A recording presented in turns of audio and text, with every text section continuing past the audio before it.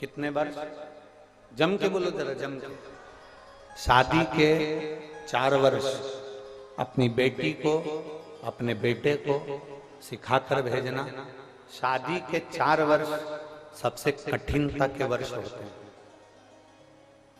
ये 4 वर्ष शादी के, इसमें बचपन, जवानी, अधेड़ी और बुढ़ापा सब कुछ समझ में आ जाता है शादी के 4 साल। क्यों?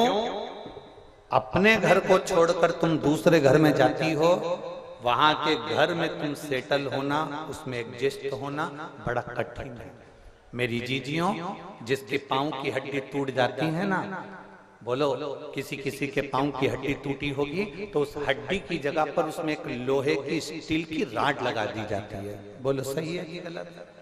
हड्डी की जगह पर एक दूसरी स्टील की, लोहे की राड लगा दी जाती है, कापर की राड लगा दी जाती है। शरीर वही है, पर वो हड्डी की जगह पर दूसरी कोई हड्डी आकर वो दूसरी स्टील की राड जो लगाई गई है, स्टील की जो डंडी लगाई गई है, उसको एडजस्ट होने में, उसको रमने में डॉक्टर भी कहते हैं 4-6 महीने लगेंगे। उसको सही एडजस्ट होने में 4 महीना लग जाता है। दांत लगवाओ तो उसको एडजस्ट होने में, जम के बोलो जरा, 4 महीना लग जाता है। तुम कुछ भी लो, उसको एडजस्ट होने में 4 महीना लग जाता है, वो 4 महीने लग जाते हैं। पर एक जीवन का एक लक्ष्य अपने अंदर उतार कर रखना शिव महापुराण का, कि तुम्हारी शादी हो, बेटी की शादी हो, बेटे की शादी हो, उसको कहना आपस में समझने में, परिवार में रमने में, परिवार में जुड़ने में हर बेटी को कम से कम 4 साल लगते ही हैं। उसको 4 साल लगेंगे। अब उसमें उसको सुनना भी पड़ेगा, उसमें उसको साधना पड़ेगा, उसमें उसको सबको एडजस्ट कर कर चलना पड़ेगा। जो 4 साल अच्छे से साथ कर चल लेती है, जो 4 साल अच्छे से अपने जीवन को निकाल लेती है, फिर उसका बुढ़ापा नहीं बिगड़ता, उसका बुढ़ापा सुखमय हो जाता है, आनंदमय हो जाता है। 4 वर्ष थोड़ा साधना पड़ेगा। जो शुरू के 4 साल साध लिया उसकी जिंदगी सध गई, और जो 4 साल नहीं साध पाया उसकी जीवन बेकार। पर आज के जमाने में तुम्हारा जी, हमें तो तुरंत निर्णय चाहिए। बस लड़ाई हुई, मायके गई, नोटिस पहुंचा दिया, तलाक। अब पूछो क्यों तलाक ले रहे हो? तलाक क्यों ले रहे हो? तो कहा हमारी सास बेकार है। तलाक क्यों ले रहे हो? हमारा ससुर बेकार है। तलाक क्यों ले रहे हो? हमारी जेठानी, देवर, ननद सब बेकार है। तलाक क्यों ले रहे हो? हमारा पति बेकार है। मतलब इतने खानदान में ये 5 उंगली में कोई उंगली तो काम की होगी।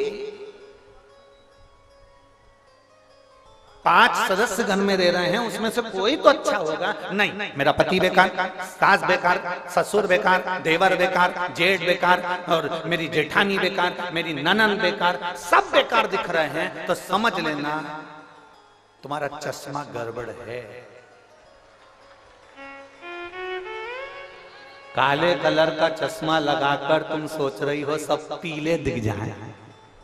बोलो री कुशीनगर की जीजी हो, काले कलर का चश्मा लगाकर तुम सोच रही हो सब पीले दिख जाएं। काले कलर का चश्मा लगाकर तुम कह रही हो सब नीले दिख जाएं। काले कलर का चश्मा लगाकर तुम कहती हो हरे दिख जाएं। काले कलर का चश्मा लगाकर तुम कहती हो सब साफ दिख जाएं, सीधे दिख जाएं, सफेद दिख जाएं। नहीं हो सकता। अपना चश्मा चेंज करिए, मतलब गड़बड़ी अपने अंदर है।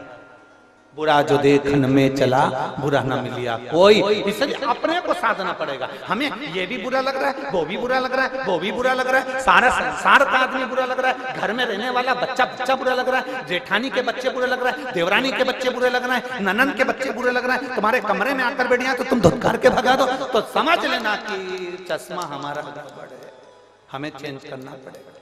चश्मे को नहीं, अपने दिल को, अपने मन को हमें चेंज करना पड़ेगा, तब हमको सब अच्छा नजर आना प्रारंभ हो।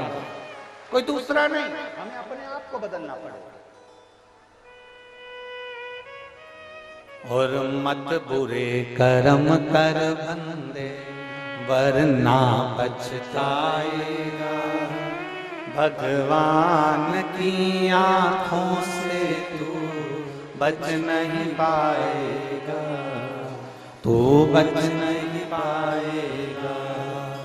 अरे ओ अज्ञानी मत करना जानी, अरे ओ अज्ञानी मत करना जानी। तेरे कर्म का फल भी तू ही पाएगा, जैसा किया तूने तेरे आगे आएगा। मत बुरे कर्म कर बंदे वरना पछताएगा, भगवान की आंखों से तू बच नहीं पाएगा, तू बच नहीं पाएगा। अगर सास को सब बुरे लग रहे हैं तो आंख का चश्मा गड़बड़ है, बेटे को सब बुरे लग रहे हैं तो चश्मा गड़बड़ है, ससुर को सब बुरे लग रहे हैं तो चश्मा गड़बड़ है, और आपको सब बुरे लग रहे हैं तो चश्मा गड़बड़ है। चश्मे से मतलब है कि हमारा मन कुछ गड़बड़ है, हमारा दिल कुछ गड़बड़ है।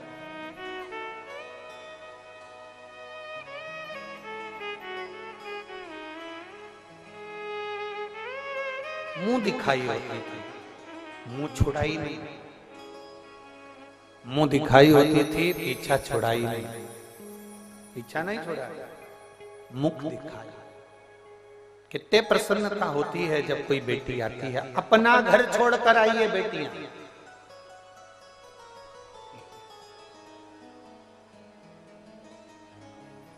घर में रहने वाली सासों को एक बात समझ लेना चाहिए जरा अच्छे से।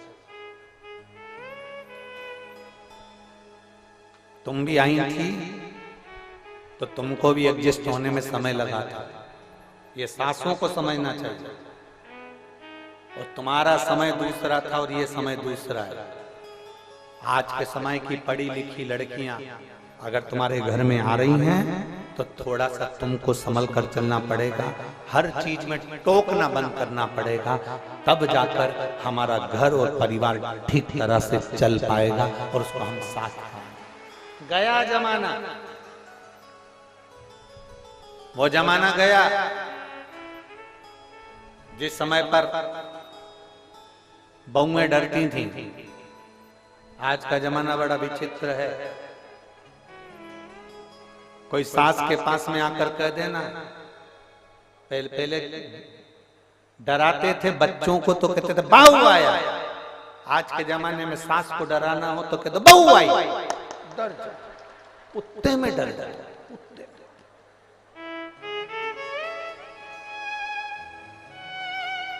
बोलो बोलो, सही है कि गलत है?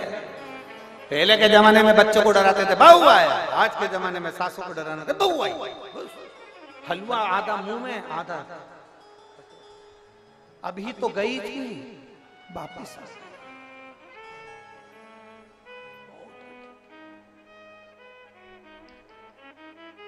अब मेरा निवेदन मेरी जीजियों से और मेरे जीजाओं से, जितने आस्था चैनल पर कथा सुन रहे हैं, जितने फेसबुक यूट्यूब पर कथा सुन रहे हैं, इन सब से मेरा निवेदन है, ध्यान देना, थोड़ा ध्यान रखना। हमें ज्यादा टोक टोक कर जिंदगी नहीं दी। तुम बूढ़े हो जाओगे, तुम्हारी नहीं चलेगी, फिर बहुएं कोई काम करेगी तब तुम्हारा दिल दुखेगा। इसलिए अभी से ऐसे हो जाओ, आग लगे बस्ती में अपन रहो मस्त। टाइम पे अपने लिए चाय आ रही है, टाइम पे अपने लिए भोजन आ रहा है, समय पर सब काम हो रहा है, अच्छे से अपनी जिंदगी चल रही है। ज्यादा किसी को रोका टोकी करना उत्तमता नहीं है। हाँ, थोड़ा बहुत बोलो, मना नहीं, पर अधिकता में नहीं, जिससे हमारा घर हमारा परिवार टूटे ना। ऐसे शब्दों का संबोधन ना किया, ऐसे शब्दों का संबोधन ना करा।